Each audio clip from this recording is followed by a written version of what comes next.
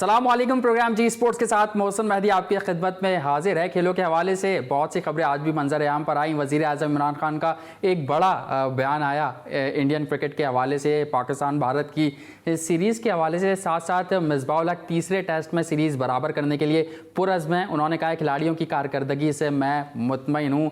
और वकार यूनुस ने भी प्रेस कॉन्फ्रेंस की और प्रेस कॉन्फ्रेंसेस का सिलसिला जारी है। साथ साथ अगर हॉकी की खबर शामिल करें तो उसमें ओलंपियन जो हैं उनको 10 साल की पाबंदी का सामना करना पड़ेगा। कौन ओलंपियन है वो भी आपको बताएंगे, लेकिन क्रिकेट पर हमारा फोकस ज़्यादा है क्योंकि पाकिस्तान इंग्लैंड की सीरीज़ चल रही है और बड़ी इंपॉर्टेंट सीरीज़ है आईसीसी चैम्पियनशिप के हवाले से। तो इसी पर आज बात करने के लिए हमें एक ऐसे शख्स ने ज्वाइन किया है, एक ऐसे नाम ने ज्वाइन किया है जिसने पाकिस्तान के लिए तीनों फॉर्मेट में क्रिकेट खेली, पाकिस्तान की खिदमत की और अब भी वो खिदमत करते हुए आपको दिखाई देंगे। और अगर बात करें T20 क्रिकेट की, वहाँ भी अपना लोहा मनवाया। टेस्ट क्रिकेट की अगर बात करें, बहुत शानदार कारकर्दगी वहाँ रही। वनडे क्रिकेट की बात करें तो वहाँ भी अपनी स्पिनिंग के जादू से विकेटें उड़ाते हुए हमें दिखाई दिए। मैं बात कर रहा हूँ left arm spinner Abdul Rahman साहब की। अब्दुल रहमान, आपको वेलकम करूँगा शो में।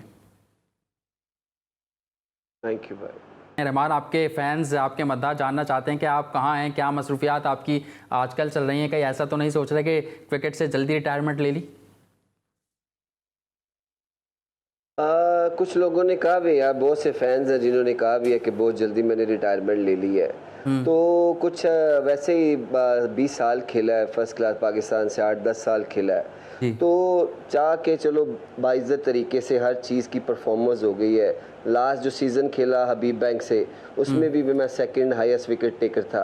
तो उसमें हैट्रिक भी थी मेरी, एक मैच में 15 आउट भी थे, तो फिनिश अच्छा था। तो सोचा कि चलो कि वो कहते हैं ना कि ऐसे ही बाइज्जत तरीके से चले जाए तो बेहतर होता है। तो आजकल मैं अपने बिज़नेस में मसरूफ़ हूँ। एक किड्स का ब्रांड है मेरा, गुड्डी गुड्डा के नाम से। तो उस पर सारी वर्किंग है कि वो ज़रा बिज़नेस भी थोड़ा रन हो जाए। और साथ साथ मैंने उसके कोचिंग के कोर्स भी कर लिए, लेवल 2 भी कर लिया है, और इन चीज़ों में बस मसरूफ़ हूँ। सही। तो फिर आप तैयार हैं? जिस तरह हमने हेडलाइंस में दिखाया, पाकिस्तान क्रिकेट बोर्ड अब इंटरव्यूज़ ले रहा है कोचेस को हायर करने के लिए। बिल्कुल अच्छी बात है यार कि इन सबको, जितने भी लेजेंड्स हैं पाकिस्तान टीम में भी लेजेंड्स हैं और नीचे जूनियर्स के साथ भी ये सारा काम करेंगे, तो ऊपर उनके ऊपर प्रेशर कम हो जाएगा। जब इन सबको यहाँ से अच्छी तैयारी मिलेगी क्रिकेट की, उसके अलावा बहुत सी चीज़ें हैं, इतना खेले हुए प्लेयर्स हैं, ये सब उनके साथ अपना एक्सपीरियंस शेयर करेंगे, तो जब आगे जाके इस पे बड़ा फ़ायदा होता है। और मैंने भी अपनी एप्लीकेशन सबमिट की हुई है। अच्छा। और होप के अगर कोई ऐसा चांस मिला तो आई एम रेडी फॉर के मैं भी स्पिनर्स के लिए कुछ कर सकूं, क्योंकि स्पिन में अल्लाह का शुक्र है कि यू नो दैट के अल्हम्दुलिल्लाह बड़ा एक्सपीरियंस है इस चीज़ का, तो आई एम अवेलेबल। आपको काफ़ी अबूर हासिल है स्पिनिंग में। इंग्लैंड टूर पर जो अभी चल रहा है उसमें आपको मिस भी किया जा रहा है, लेकिन एक सवाल आपसे फैंस ये भी जानना चाहते हैं, 22 टेस्ट मैच आपने खेले, 99 विकेटें हासिल की, एक विकेट और ले लेते सेंचुरी मुकम्मल हो जाती। यार कोशिश तो पूरी की थी, जो लास्ट 2 टेस्ट मैच खेले हैं उसमें भी तो, लेकिन नहीं था किस्मत में। लेकिन अल्लाह का बड़ा शुक्र अदा करता हूँ कि उसने मुझे इस इज़्ज़त से नवाजा और इतनी क्रिकेट खिलाई, 2 वर्ल्ड कप खेले, उसके बाद पाकिस्तान टीम से 22 टेस्ट सारी चीज़ें खिलाई, और बड़ा अल्लाह का शुक्र है कि अच्छा परफॉर्म किया पाकिस्तान की तरफ से, और पाकिस्तान ने बड़ी पहचान दी है पूरी दुनिया में। तो ये इसलिए कि बड़ा ये होता है कि इसको क्रिकेट को छोड़ देना। फैंस कह रहे थे कि एक आध मैच और मिल जाता, अगर रहमान को एक आध सीरीज और मिल जाती तो उसमें 100 विकेटें हो सकती थी इनकी। एक आध सीरीज मिलती तो 100 से भी ज़्यादा हो सकती थी। तो काफ़ी फिट भी था, लेकिन फिर सोचा कि नहीं यार, अभी चले जाना चाहिए, अभी आराम सुकून से कोई बिजनेस करें और कोई कोचिंग लेवल करें, कोर्स करें और यंगस्टर के साथ काम करें कि जल्द से जल्द इनको उन चीज़ों की अवेयरनेस हो जाए कि जो बहुत देर से आती है। तो इसलिए लेवल 2 कर लिया, उस कोचिंग में आ गए। तो कोशिश यही थी कि 100 आउट से ऊपर भी होते। पाकिस्तान से जितना भी खेलो, चाहे एक टेस्ट मैच खेलो या 100 टेस्ट मैच खेलो, वो हर टेस्ट मैच जज्बे के साथ ही होता है। तो मिस भी करते हैं क्योंकि टू अर्ली वो चीज़ ख़त्म हो गई, छोड़ दिया, रिटायरमेंट ले ली। तो इसका अफसोस तो नहीं है रहमान के आपने टू अर्ली रिटायरमेंट अनाउंसमेंट कर दी? हमने देखा 11 साल बाद फवाद आलम का कमबैक होता है कौमी टीम में, सुहेल खान वापस आते हैं, तो ये देखकर कहीं दिल में कुछ होता है कि यार मैंने पहले ले ली रिटायरमेंट? सम टाइम आता भी है, बड़े लोग जब मिलते भी हैं या वैसे भी मैसेजेस आते रहते हैं तो आपने क्यों इतनी जल्दी रिटायरमेंट दे दी, तब होता है थोड़ा सा। लेकिन ये है कि एक टाइम होता है, तो सोच यही थी कि ये टाइम अच्छा है क्रिकेट को ऑफ करने का, क्योंकि हर चीज़ में परफॉर्मेंसेस है, फिटनेस है। तो आगे जब वक्त आएगा तो इस चीज़ का फिर मुझे मज़ा भी आएगा कि मैंने ये चीज़ें छोड़ दी। और कोशिश है अभी कि इस छोड़ने के बाद क्रिकेट से ऑफ नहीं हूँ, क्रिकेट मेरा ब्रेड एंड बटर है, इसी में बड़ी चीज़ें हैं। आगे कोशिश कर रहे हैं एक टूर्नामेंट कराने की सियालकोट, वो भी कोशिश है। तो और भी बड़ी चीज़ें हैं, एक कंपनी अपनी बना रहे हैं, उसको भी रजिस्टर करें क्रिकेट के लिए, और बड़ी चीज़ें, एक वेबसाइट बना रहे हैं, तो उसमें क्रिकेट से बहुत रिलेटेड चीज़ें आएंगी। तो क्रिकेट से ज़्यादा कोई भी नहीं हो सकता, ये खून के अंदर होती है, क्योंकि बचपन से लेके अभी तक स्टिल फिटनेस तो अभी भी है, ट्रेनिंग अभी भी करता हूँ, ग्राउंड जाता हूँ, बच्चों के साथ शरारतें करता रहता हूँ। तो उम्मीद करता हूँ कि आगे जितना भी टाइम है मैं अच्छा वक्त गुजारूँ क्रिकेटर के साथ, यंग क्रिकेटर के साथ, उनके साथ अपनी चीज़ें शेयर करता रहूँ। बिल्कुल, और उससे यंग क्रिकेटर्स को फ़ायदा होगा, क्योंकि आपका जितना तजुर्बा है उससे इस्तेफादा हासिल करना यंग क्रिकेटर्स का भी काम है और आपका काम बताना भी है। साथ साथ ये भी जानना चाहूँगा, इतने सारे बिजनेस आपने बताया कि क्रिकेट की खिदमत के लिए आप ये करना चाहते हैं, आजकल साबिक क्रिकेटर्स अपने यूट्यूब चैनल्स बना रहे हैं, तो इस हवाले से कोई इरादा है आपका?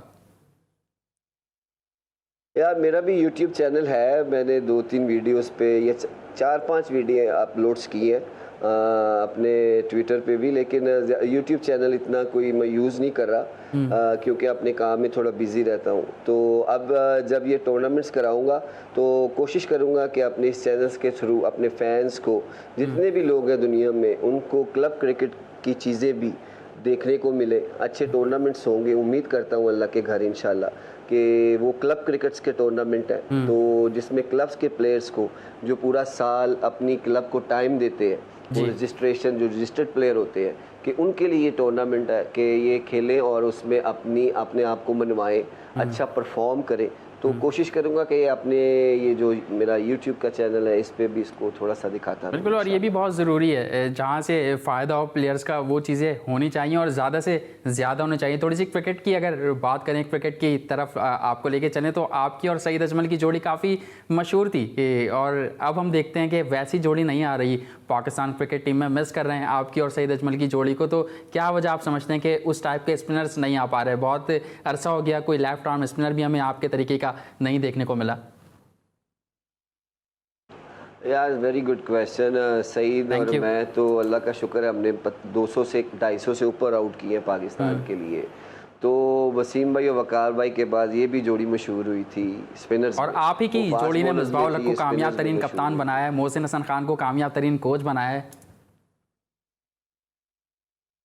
बिल्कुल ऐसी बात है, हमारी परफॉर्मेंसेस, वो कप्तान भी अच्छे थे और उन्होंने फ्रीडम भी दिया हुआ था कि बड़ा कॉन्फिडेंस दिया हुआ था बॉलिंग के लिए। तो बड़ी बड़ी अच्छी टीमों के अगेंस्ट, बहुत नंबर 1 टीम के अगेंस्ट भी उन्होंने इतना अच्छा कॉन्फिडेंस दिया कि हमारी परफॉर्मेंसेस अच्छी हो गई। तो जो आपने सवाल किया कि ये पाकिस्तान में भी स्पिनर्स क्यों नहीं आ रहे, पाकिस्तान की क्रिकेट फर्स्ट क्लास क्रिकेट, मैंने थोड़े दिन पहले भी एक चैनल्स पे बैठा हुआ, शायद जियो सुपर पे बैठा हुआ था, तो यही बात की थी कि जब हम फर्स्ट क्लास क्रिकेट को फोकस नहीं करेंगे, मैं अगर 4 ओवर कराता हूँ तो मुझे 4 ओवर्स की आदत ही रहेगी। अगर मैं फर्स्ट क्लास 4 डे क्रिकेट में 20-25 ओवर कराता हूं तो मेरी बॉडी, एनर्जी और वो चीजें वहां बिल्ड होंगी जहां मुझे ज्यादा क्रिकेट मिलेगी। तो स्पिनर्स तब बनता है कि जब वो लंबी बॉलिंग करता है, और वो 4 डे क्रिकेट है, नॉट इवन 1 डे कप और नॉट इवन T20। ये 4 डे टेस्ट क्रिकेट एक बहुत प्रेशर गेम है।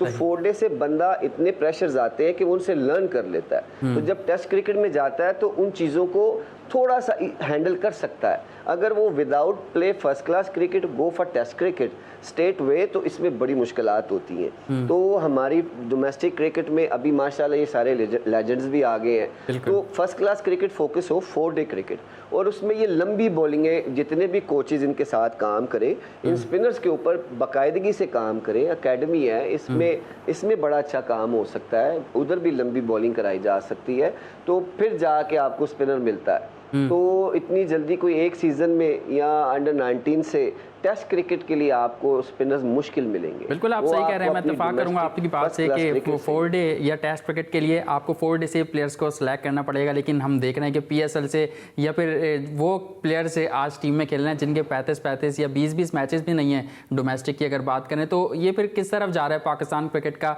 कल्चर? इसको भी सही करना होगा, इसको भी देखना होगा। यार आई होप के बहुत सारे क्रिकेटर्स अभी इसमें इन्वॉल्व हो गए और पाकिस्तान PCB भी काफ़ी लोगों को जॉब्स दे रहे हैं, तो उम्मीद करता हूँ कि इन लोगों के आने से बहुत फ़र्क पड़ेगा, क्योंकि दे ऑल क्रिकेटर्स और वो टेस्ट क्रिकेटर है और फर्स्ट क्लास क्रिकेटर भी है उसमें। तो आई होप कि जब इतनी चीज़ें मिल बैठ के अच्छे तरीके से होंगी तो पाकिस्तान क्रिकेट को ज़रूर फ़र्क पड़ेगा इंशाल्लाह। बिल्कुल, और हम भी यही उम्मीद करते हैं कि पॉजिटिव नताइज सामने आए। जब इतने सारे कोचेज़ हायर हो रहे हैं, हमने देखा हाई परफॉर्मेंस सेंटर में मोहम्मद यूसुफ को बैटिंग कोच भी मुकर्रर कर दिया गया, अब्दुल रज़ाक को भी ले आया गया और शुएब अख्तर का नाम भी सामने आ रहा है। तो कैसा देख रहे हैं रहमान इन तमाम तर चीज़ों को? अभी अगर मौजूदा क्रिकेट टीम की बात करें तो बहुत भारी भरकम कोचिंग स्टाफ भी वहाँ पर मौजूद है, तो इससे फ़ायदा होगा?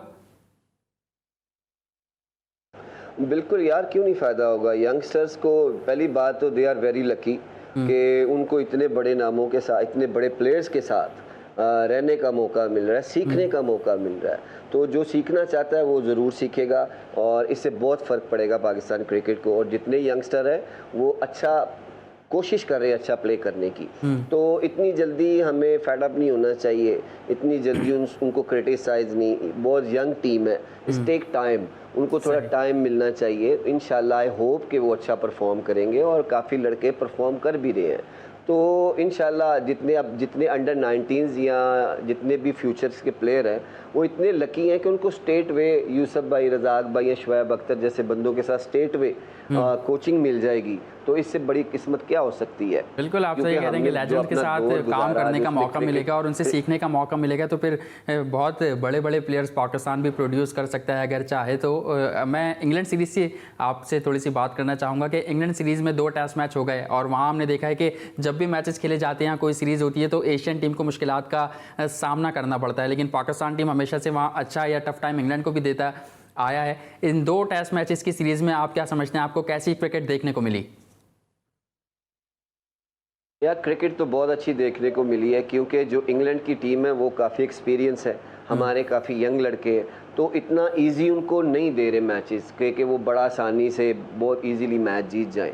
तो लेकिन फाइट अच्छी है, लड़ रहे हैं और बड़ी उम्मीदें भी हैं और मुझे लगता भी है कि तीसरा जो टेस्ट मैच है ये पाकिस्तान बड़ा टफ टाइम देगा इंग्लैंड को। और कंडीशन बिल्कुल मुश्किल होती है, क्योंकि हम कई लोगों का तो फर्स्ट टूर इंग्लैंड का, they have no idea about anything, तो उनको भी थोड़ा, लेकिन 1 महीना पहले गए हैं, लेकिन फिर भी इंग्लैंड के जो फास्ट बॉलर्स हैं, किसी के 100 टेस्ट मैचेस हैं, किसकी ऊपर हैं, किसी की 600 विकेट्स हैं, तो थोड़ा इधर बिग टाइम डिफरेंस है इनमें और उनमें, तो थोड़ा सा टाइम लगेगा इनको सेटल डाउन होते। इसके बाद बाकी क्रिकेट भी आनी है, इंग्लैंड टेस्ट सीरीज के बाद बड़ी चीज़ें इनको सीखने को मिलेंगी, वो वापस आके लर्न करेंगे, आगे T20 भी है, तो बिग टाइम पॉजिटिव एंड उनके साथ दुआएं भी हैं। सही, बिल्कुल उनके साथ दुआएं भी हैं। और आप तजुर्बे की बात कर रहे हैं, यकीनन यही है कि पाकिस्तान टीम अभी इंग्लैंड से कम तजुर्बा रखती है अगर हमारी पेस अटैक की बात की जाए या हमारे जो मिडिल ऑर्डर है उसकी बात की जाए। वक्त हुआ एक ब्रेक का, ब्रेक के बाद जब आएंगे तो कप्तान अजहर अली की परफॉर्मेंस पर अब्दुल रहमान से तज्जिया हासिल करेंगे, उनसे जानेंगे कि क्यों वो फेल हो रहे हैं, क्यों वो परफॉर्म नहीं कर पा रहे, क्या वजूहत हैं। तो कहीं मत जाइए, देखते रहिए जी स्पोर्ट्स।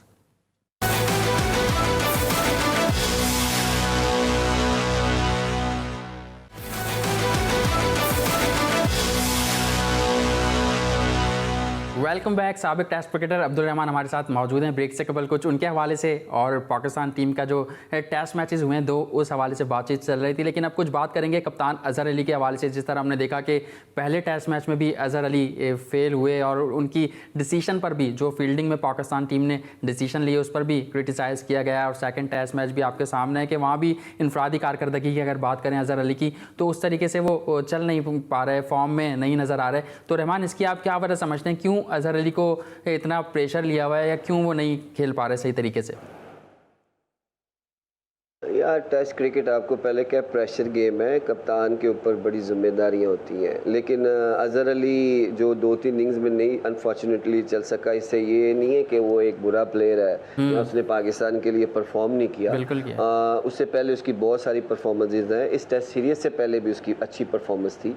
तो 2-3 इनिंग्स के बाद इतनी जल्दी किसी के बारे में सोच लेना और तो वो अच्छी बात नहीं है। अगर अगले इसी टेस्ट मैच में अगर वही लेकिन रहमान एशिया के बाहर अगर बात करें तो उनकी परफॉर्मेंस बिल्कुल जीरो है, मतलब 10 या 12 का एवरेज है अगर एशिया के बाहर उनकी 10 टेस्ट मैचेस देखें तो।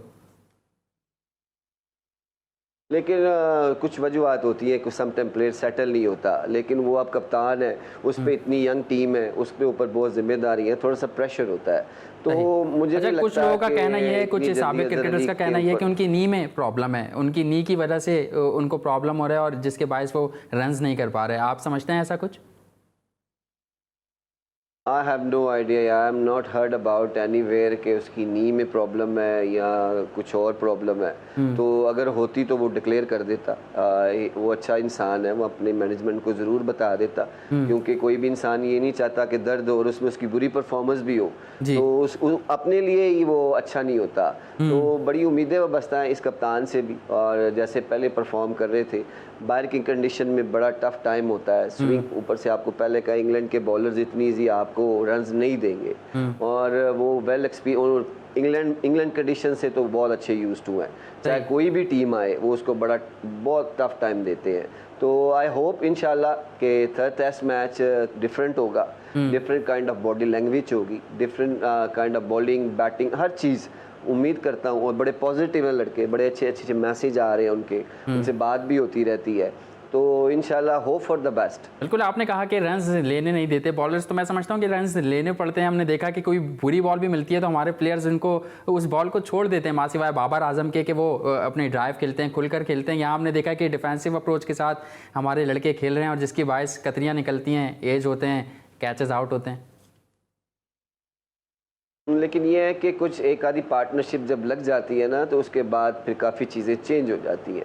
हमारी 2-3 विकेटें अर्ली ऑन गिर जाती हैं, जिसकी वजह से मिडिल ऑर्डर बैट्समैन पे थोड़ा प्रेशर बढ़ जाता है। तो अगर हम ओपन या नंबर 3-4 पे थोड़ी सी एक आधी पार्टनरशिप भी थोड़ी लग जाए तो उससे नीचे बैट्समैन को रन करने में आसानी होती है। तो अगर मिडिल ऑर्डर की बारी 10 या पहले 10-12 ओवर में आ जाएगी या 15 ओवर में आ जाएगी तो डिफ़िकल्ट होता है। सम टाइम होता है कि वो क्लिक कर जाते हैं, मोस्टली टाइम होता है कि हर टीम वहाँ क्लैश कर जाती है।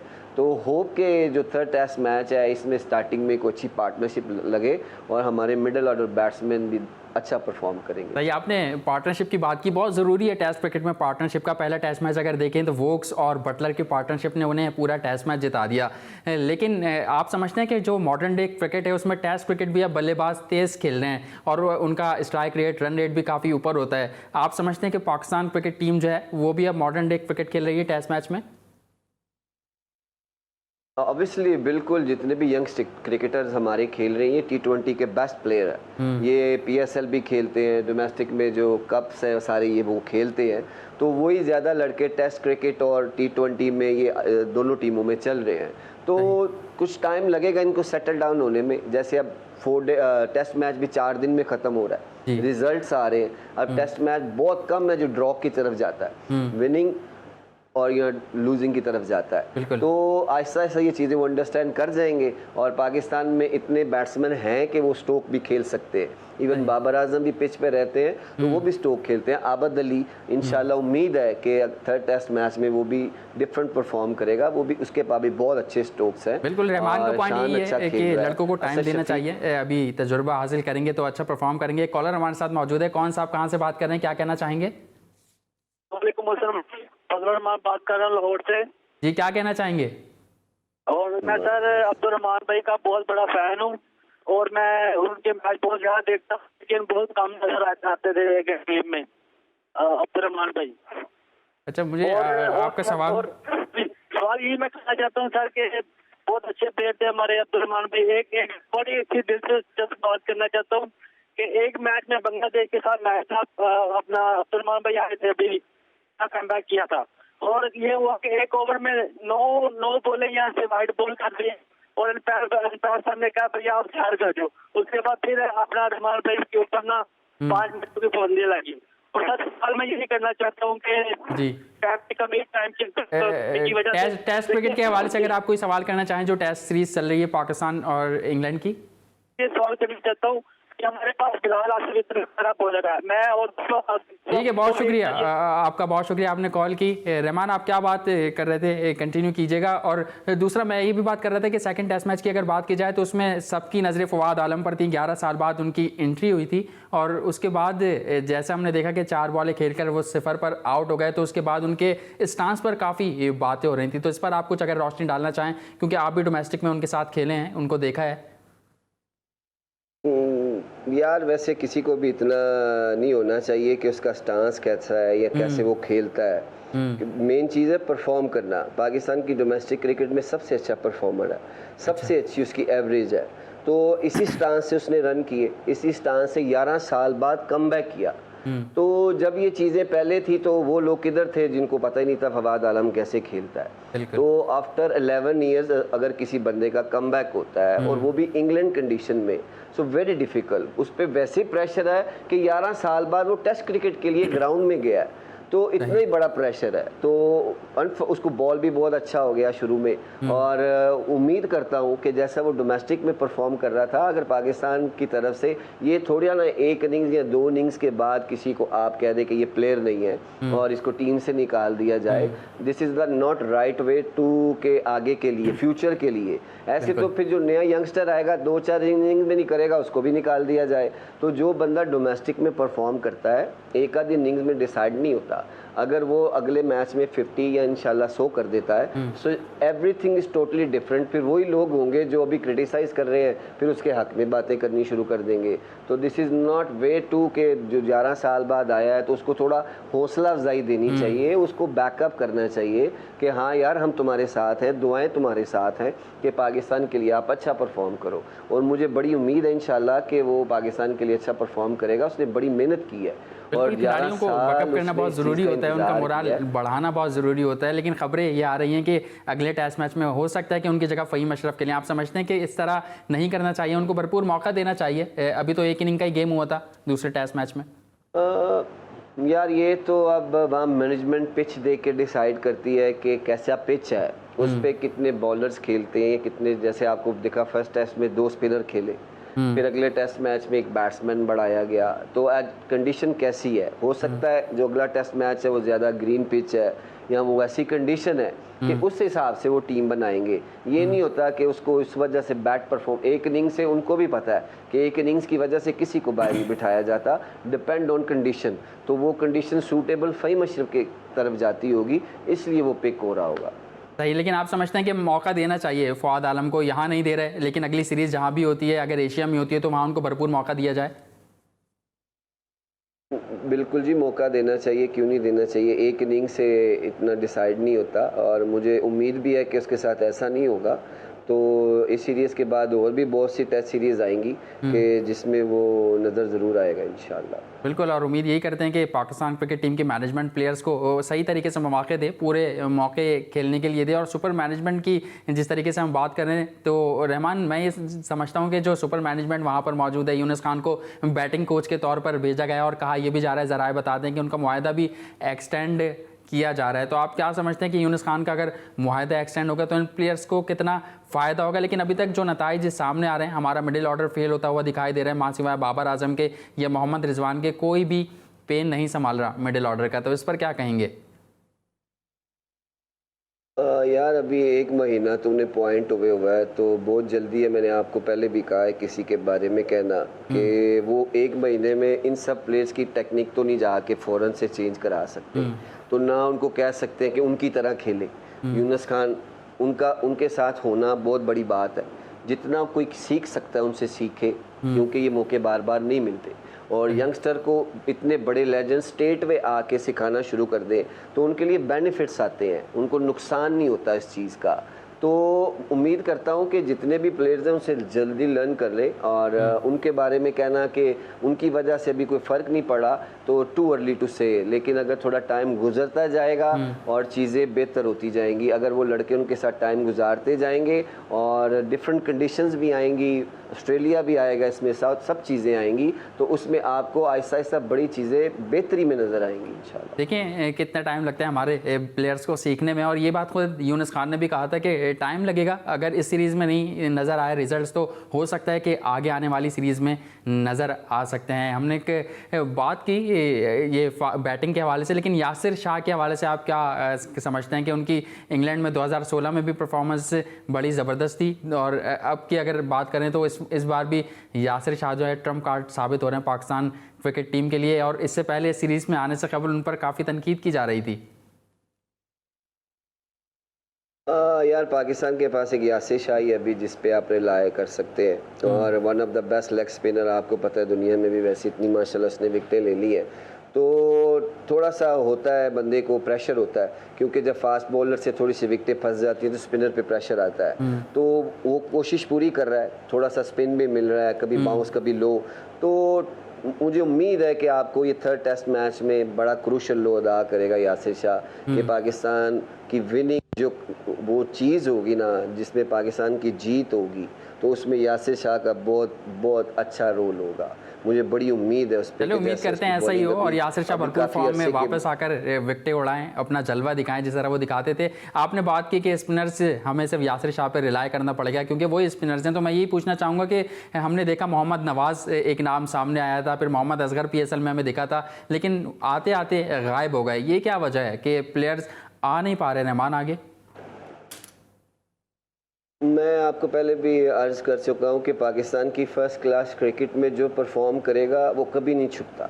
एक बंदा 11 साल बाद भी कमबैक कर गया, आपके सामने ही है, क्योंकि वो लगातार परफॉर्म कर रहा था। तो अगर कोई गुम जाता है तो अपनी बैट परफॉर्मेंस की वजह से गुम जाता है, अगर वो परफॉर्म करता है तो बहुत हाईलाइट होता है, तो वो सबके सामने आता है। और फर्स्ट क्लास, इनकी फर्स्ट क्लास में इन लोगों की इतनी परफॉर्मेंसेज नहीं थी कि वो इनको पिक कर सके टेस्ट क्रिकेट के लिए।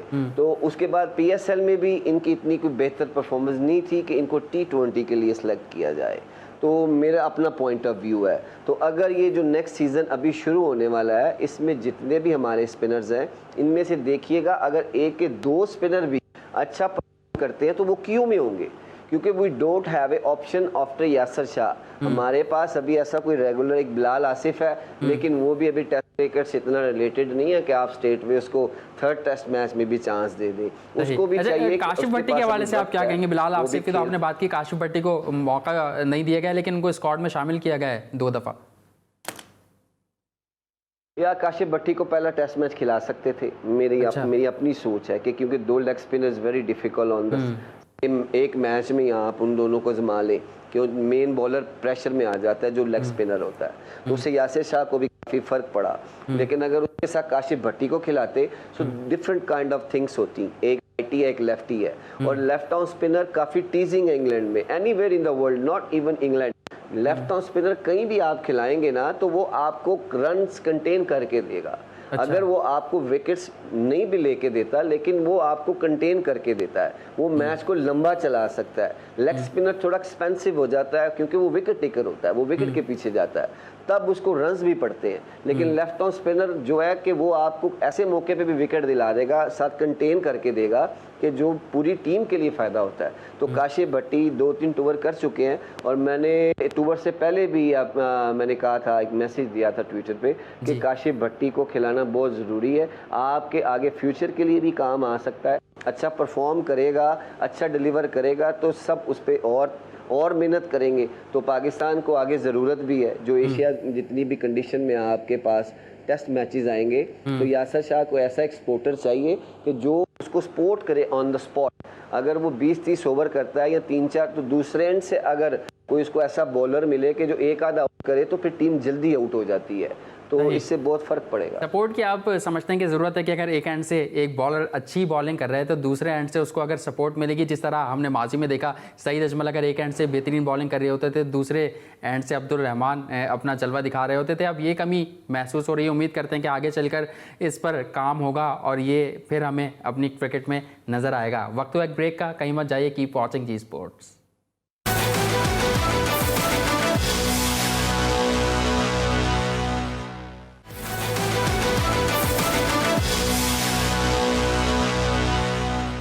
जी स्पोर्ट्स में एक बार फिर खुश आमदीद। ब्रेक से कबल इंग्लैंड पाकिस्तान सीरीज़ के हवाले से बात हो रही थी। प्लेयर्स को हमने कुछ डिस्कस किया, जैसे फवाद आलम को, और फिर पाकिस्तान क्रिकेट टीम के मिडिल ऑर्डर में क्या क्या खामियां हैं, स्पिनर्स क्यों नहीं आ पा रहा है, क्योंकि एक बड़ा स्पिनर साबिक टेस्ट क्रिकेटर अब्दुल रहमान साहब हमारे साथ मौजूद हैं, उनसे इस्तेफादा हासिल कर रहे हैं और हमारे फैंस और जो उनके फैंस हैं उनकी भी कॉल की लाइन्स लगी हुई हैं, लेकिन माजरत करते हैं कि आपकी कॉल्स शो में शामिल नहीं कर पा रहे। और अब बात करते हैं कुछ वज़ीर आज़म इमरान खान पाकिस्तान की, और उन्होंने जो बयान दिया है पाक भारत सीरीज़ के हवाले से कि अभी सूरत हाल ऐसी है कि दोनों मुल्कों के दरमियान क्रिकेट नहीं हो सकती, लेकिन शायकीन जो हैं, चाहे वो भारत के हों चाहे वो पाकिस्तान के, उन दोनों को मैदान में देखना चाहते हैं, दोनों खिलाड़ियों के, दोनों टीमों के खिलाड़ियों को एक्शन में देखना चाहते हैं। तो रहमान, आपसे पूछना चाहूँगा कि कितना इससे क्रिकेट को नुकसान हो रहा है पाकिस्तान भारत की सीरीज़ ना होने से? बिल्कुल यार, बहुत बड़ा नुकसान होता है जब इंग्लैंड, भारत और पाकिस्तान खेलते हैं, तो इसमें पूरी दुनिया जितने भी लोग हैं इस सीरीज़ को देखते हैं। तो ये अभी जो हालात हैं, और बड़ा अच्छा उन्होंने कहा है कि इन हालात में क्रिकेट नहीं होनी चाहिए। इमरान भाई ने जो कहा कि जैसे भी कोई टीम अगर हारती है जीतती है, इसमें दूसरी चीज़ों को बड़ा नुकसान होता है, लोगों को बड़ा नुकसान होता है। तो इन हालात में अगर इनकी क्रिकेट नहीं होती तो कोई बात नहीं है, पाकिस्तान के पास और बड़ी ऑप्शंस हैं, बहुत सी टीमें हैं, पूरी इंटरनेशनल क्रिकेट पड़ी है, बड़ी टीमों के साथ खेल रहे हैं। तो इंशाल्लाह पाकिस्तान डिलीवर भी अच्छा कर रहा है, और जब भी सीरीज़ इनकी होगी तो देखिएगा कि एक धुआंधार सीरीज़ होगी और जिससे पूरी दुनिया लुत्फ़अंदोज़ होगी कि ये सीरीज़ ऐसी है कि हर बंदा ही बैठ जाता है इसको देखने के लिए। कह रहे हैं आप। और शॉप्स बंद हो जाती हैं, रोड्स बंद हो जाते हैं, तो इतना बड़ा इवेंट होता है ये। तो होप के ये चीज़ें बहुत बेहतर हो जाएंगी आने वाले वक्त में। इस सीरीज़ में काफ़ी आप कह रहे हैं मज़ा आता है, और ऐसा बिल्कुल है, ये हकीकत है कि एशेज़ की अगर बात करें या पाकिस्तान इंडिया की बात करें, तो पाकिस्तान इंडिया की वो वाहिद सीरीज़ है जहां ब्रॉडकास्टर्स भी खुश होते हैं, शायकीन क्रिकेट भी खुश होते हैं, और पूरी दुनिया ही उन मैचेस को लुत्फ़अंदोज़ होती है देख कर। लेकिन पाक भारत की अगर बात हो रही है तो आपने भी भारत के ख़िलाफ़ मैचेस खेले हैं और युवराज को दोनों मैचों में आपने आउट किया था। तो क्या टारगेट करके गए थे, टारगेट सेट किया था कि आउट करना है? यार, टारगेट तो हर प्लेयर को होता है जब मैदान में उतरते हैं कि जितनी कोशिश करें और जितना हो सके, जितनी अर्ली किसी कोई भी प्लेयर हो उसको आउट करने का। तो ऐसे लेजेंड्स को आउट करने का मज़ा ही अलग है कि वो स्पिनर्स के मास्टर भी हैं, और युवराज आपको पता है कि स्पिनर्स को बहुत अच्छा खेलता है। तो ऐसे प्लेयर्स को आउट करना बड़ी खुशी की बात होती है कि बंदा सोचता है कि यार जो मैंने ज़िंदगी में मेहनत की है वो भी काम आई है, और उसकी वजह से, अपनी वैरायटी की वजह से इतने बड़े प्लेयर को आउट करना तो बड़ा दिली खुशी होती है। और इस क्राउड में, और इंडिया में जाके उस क्राउड में खेलना बड़ा वो प्रेशर गेम होता है, बड़ा प्रेशर डालता है Indian crowd Pakistan team. Crowd की आप बात कर रहे हैं, एंजॉयमेंट की आप बात कर रहे हैं, तो मैं ये जानना चाहूँगा कि मोहाली मैच आपने कितना मिस किया था जब उस सेमीफाइनल था हमारा 2011? यार वो बहुत मिस करता हूँ इन चीज़ों को, कि वो ऐसा सेमीफाइनल था कि हमारी ग्रिप में आया, फिर हो गया अनफॉर्चुनेटली कुछ चीज़ें, अर्ली प्लेयर आउट हो गए हमारे, जिसकी वजह से वो अंपायर का भी एक डिसीजन जो सईद की बॉल पे था, तेंदुलकर आउट था, उन्होंने नहीं, कोई पता नहीं क्या किया जिसकी वजह से ना हो सका। तो वो बड़ा अच्छा वर्ल्ड कप था, पूरा थ्रू आउट हम जीतते आ रहे थे, पहला राउंड बहुत अच्छा जीते, फिर सेमीफाइनल इंडिया के साथ आया, और वो जो क्राउड था उसमें पाकिस्तान के लोग भी बहुत गए हुए थे। तो ये ज़िंदगी की यादगार चीज़ें हैं कि जो कभी नहीं भूली जा सकती, और उम्मीद करता हूँ कि ऐसी चीज़ें आगे भी हो, जितना भी आगे क्रिकेट है उसमें ऐसी चीज़ें हो कि जिससे देखने वालों को और आने वाले यंगस्टर्स को और इन चीज़ों का शौक़ पड़े, और पाकिस्तान के लिए अच्छे से अच्छे प्लेयर प्रोवाइड करे, अपने रीजन्स, अपने जितने भी क्लब क्रिकेट्स है इनमें अच्छा काम होना चाहिए कि उधर से पाकिस्तान के लिए प्लेयर्स तैयार हो। तो अच्छी क्रिकेट टीवी पे आएगी, ब्रॉडकास्ट अच्छी होगी, तो उससे और चीज़ें और सीखने को मिलता है। बिल्कुल, बहुत कुछ सीखने को मिलता है। और जिस तरह बात हो रही है पाकिस्तान और इंडिया की, तो ये भी कहा गया कुछ, जैसे पीएसएल की अगर मैं बात करूं तो वहाँ के फ्रेंचाइज ऑनर ने ये बात कही कि दुनिया की जो टॉप लीग्स हैं उनकी टॉप टीम्स अगर आपस में मिलके खेलेंगी तो उससे भी प्लेयर्स को फ़ायदा होगा। आप समझते हैं कि जैसे आईपीएल की टॉप टीम्स हैं, पीएसएल की टॉप टीम्स हैं, बिग बैश है, इन सबको अगर आपस में लड़ाया जाएगा, खिलाया जाएगा तो उससे कितना हुस्न दुबाला होगा क्रिकेट का। और पीएसएल और आईपीएल की जब टीमें खेलेंगी तो ये भी एक पाक भारत टाकरा ही कहलाएगा। बिल्कुल, ये बड़ी अच्छी एडवाइस है। जैसे कैरिबियन लीग है, बिग बैश है, काउंटी क्रिकेट में एक जो टीम फाइनल खेले, इन सब पीएसएल और आईपीएल जितनी भी दुनिया में फेमस लीग है, इन सब की फाइनल्स की टीमें अगर एक जगह इकट्ठा होके खेलेंगी तो ये क्रीम खेल रही होगी दुनिया की। पूरी दुनिया के जितने one of the best players उसमें सारे मौजूद होंगे, दूसरे मुल्कों के भी सब क्रिकेटर्स मौजूद होंगे, और देखने वालों को भी एक बड़ी डिफरेंट क्रिकेट नज़र आएगी, क्योंकि इतने बड़े नाम होंगे, बॉलर्स, इतने बहुत अच्छी चीज़ें होंगी कि जिससे क्रिकेट को बहुत ही फ़ायदा होगा। बिल्कुल, बहुत फ़ायदा होगा। और उम्मीद करते हैं कि आगे आने वाले दिनों में, फ्यूचर में हमें ऐसा देखने को मिले। 2011 वर्ल्ड कप की हम बात कर रहे थे, उस वर्ल्ड कप के हीरो, उस टीम के हीरो ने अब कुछ दिन कबल से रिटायरमेंट अनाउंस की, क्रिकेट्स को खैराबाद कहा। तो आप उनके हवाले से या एम एस धोनी के बारे में कुछ कहना चाहेंगे?